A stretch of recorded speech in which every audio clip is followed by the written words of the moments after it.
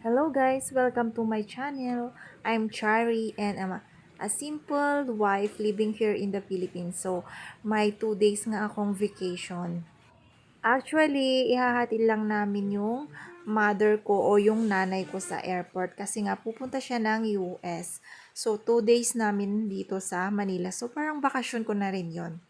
Magbabakasyon ako bilang isang, o, di ba? Kasi kapag nasa bahay ka, ang daming gawain. So, marami kang ginagawa sa loob ng bahay, mag-aalaga, ayun, magluluto, maglilinis, at kung ano-ano pa. At nag-stay nga kami dito sa Kabayan Hotel. Malapit lang sa airport, sa Terminal 1.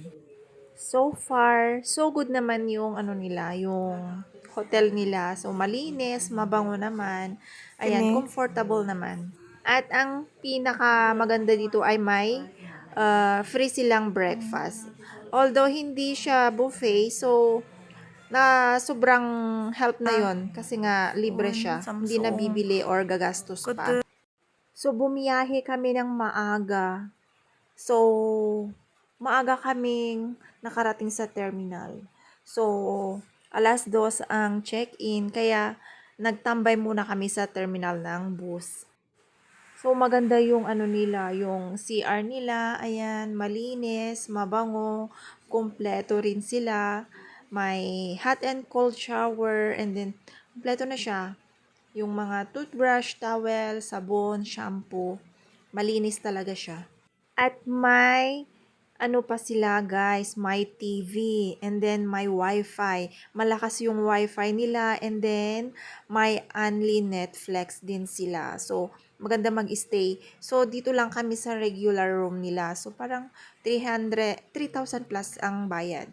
Maganda naman yung room nila talaga kasi nga nakatulog ako ng mahimbing. At yun lang, pasok namin ng 2 o'clock, syempre nagugutom kami, nag-order kami. Nag-ano na lang kami, umorder na lang kami sa online. Tapos yung dinner, hindi siya libre kasi nga breakfast lang ang libre. At kinaumagahan na nga ay hinatid namin yung nanay ko. At ayan, sobrang traffic talaga dito sa Manila.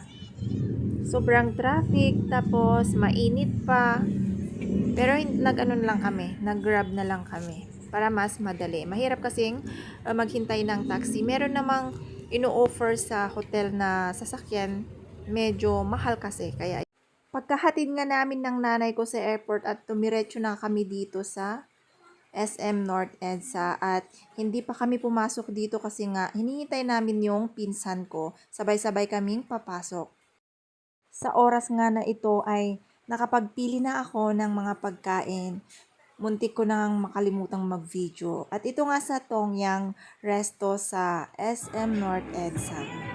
So, sobrang mabubusog ka talaga dito kasi nga only buffet. Pero mas maganda pa rin sa dati naming pinupuntahan sa Mall of Asia.